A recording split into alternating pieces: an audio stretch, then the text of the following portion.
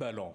Obéissance et désobéissance, deux choix auxquels chaque homme et chaque femme peuvent être confrontés dans leur vie. Mais qu'en est-il lorsque l'on est un militaire français embarqué dans les soubresauts de l'armée française sur le continent africain? Le général Jean Varret est un des hommes qui s'est opposé à la politique de la France au Rwanda. Il se confie dans un livre d'entretien intitulé « Souviens-toi, mémoire à l'usage des générations futures ». Ses confidences, il les a livrées à Laurent Larcher, grand reporter pour le quotidien français La Croix. Bonsoir et merci d'être avec nous. Bonsoir. En quelques points, pouvez-vous nous dire qui est le général Jean Varret? Sa vie était assez extraordinaire, donc la résumer comme ça en quelques secondes, c'est difficile.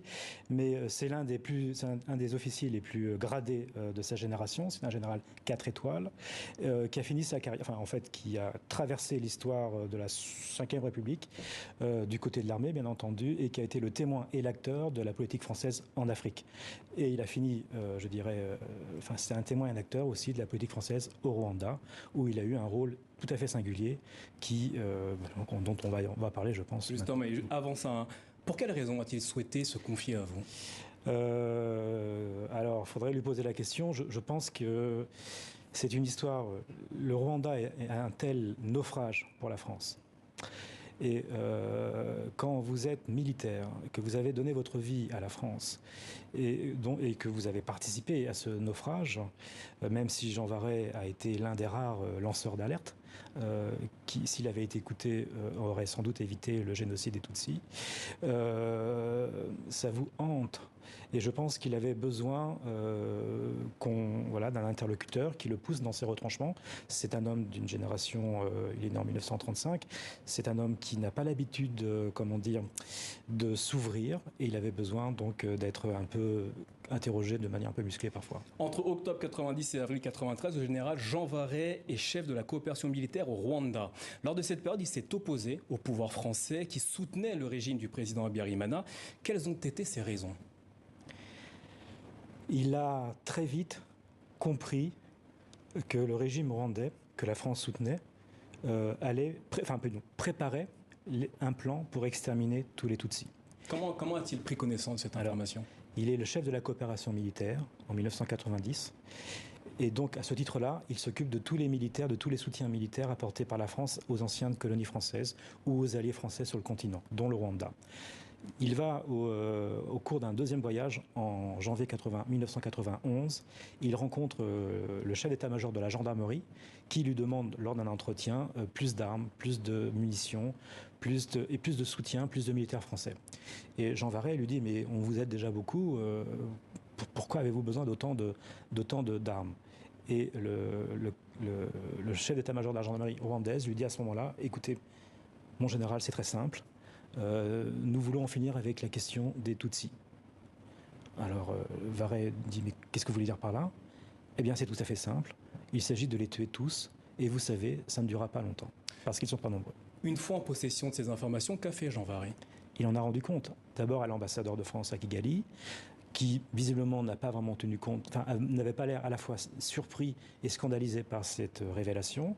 Il en a parlé au président Habyarimana, qui, là aussi, lui a fait sous-entendre que ce colonel de la gendarmerie allait être envoyé, ce qui n'a jamais été le cas. Et surtout, il en a rendu compte à l'Élysée, au Quai d'Orsay, au ministère de la Défense, à la coopération, et il n'a pas été entendu. Vous dites qu'il en a rendu compte à l'Élysée. Dans ce livre, il dit qu'il s'est même entretenu avec François Mitterrand, le président français de l'époque. Que lui a-t-il répondu?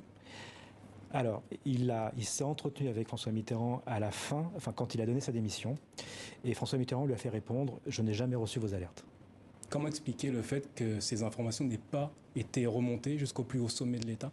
Le rapport Duclerc, du moins la commission Duclerc qui a été chargée d'ouvrir toutes les archives de la France de cette époque-là, n'a pas retrouvé ces alertes-là. On suppose donc qu'elles ont été éliminées, qu'elles ont disparu des archives, et surtout que ceux qui étaient chargés d'informer le président ne l'ont pas fait. Le général Varret est-il parvenu à comprendre les non-réactions des pouvoirs rwandais et français à cette époque? Il a assez vite compris qu'au Rwanda, la politique était une politique d'extermination, donc il ne pouvait pas être entendu. Du coup, de sorte qu'il a pris comme position de refuser, comme il le pouvait, l'aide demandée par le Rwanda en termes de soutien militaire. Et du côté des autorités françaises, il s'est heurté à un mur Les gens ne voulaient pas le comprendre. Aussi bien les politiques que les militaires ne voulaient pas l'entendre. En fait, ce qu'il disait contrevenait à l'idée que se faisaient les autorités françaises de la politique nécessaire à tenir au Rwanda. C'était contradictoire, contre-intuitif, je ne sais pas.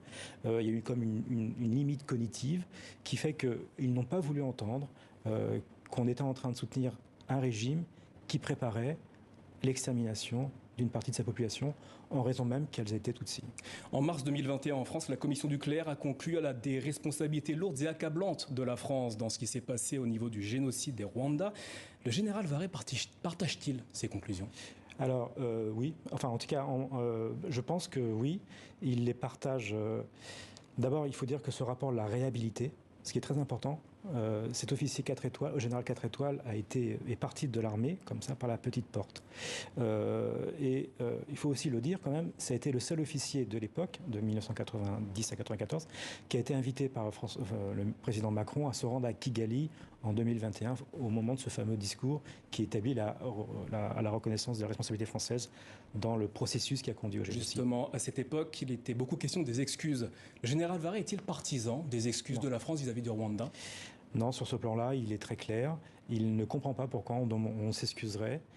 Autant il comprend la faute, et il l'admet, autant il pense, mais c'est un homme du passé, que le président n'a pas à demander des excuses. Ça serait, il a ce terme assez choquant, je trouve, déculotté, se déculotter si on demandait pardon au Rwandais. À la fin de cet ouvrage, vous êtes retourné au Rwanda avec le général Jean Varé. Comment s'est déroulé ce retour au Rwanda ? C'était très émouvant.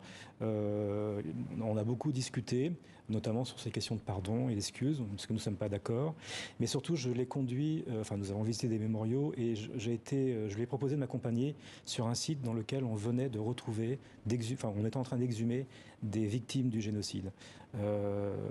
960 corps venaient d'être trouvés dans un chantier d'une maternité et le général Varé a été confronté aux traces encore terribles de cette extermination. Il avait devant lui la réalité brute des vêtements, des os, des crânes. Il voyait devant lui ce qu'a été l'extermination qui, 27 ans plus tard, sortait encore de la terre. Au-delà du Rwanda, général Varé va vous raconter dans cet ouvrage sa formation militaire, son passage lors de la guerre d'Algérie ou encore son passage également dans les réseaux de la France-Afrique. Comment qualifieriez-vous son parcours ?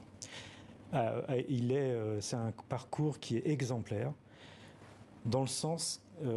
exemplaire vraiment parce que en Algérie, il est quand même question de torture et de viol. Pas du point de vue de la morale, mais du point de vue de toute cette génération de soldats qui a connu au fond 3 défaites. La défaite de 40 enfants, la défaite de l'Indochine et la défaite de l'Algérie. Une génération qui a été formatée pour servir la France, pour obéir sans discuter. Une génération qui a été la dernière enfant de l'Empire français, donc qui était structurée par, je dirais, l'esprit colonial français. Et donc, en ce sens, elle est exemplaire. Je ne dis pas qu'elle est exemplaire du point de vue de la morale, au contraire, mais c'est là où c'est un mystère. Pourquoi cet homme qui est un pur produit de la formation militaire, un pur produit de l'éducation française de l'époque, a su dire non, alors que tous ses camarades de la même génération ont tous dit oui aux ordres de Mitterrand. Laurent Larcher, merci d'avoir répondu à nos questions. Je rappelle le titre de votre livre « Souviens-toi, mémoire à l'usage des générations futures » aux éditions Les Arènes. Merci à vous.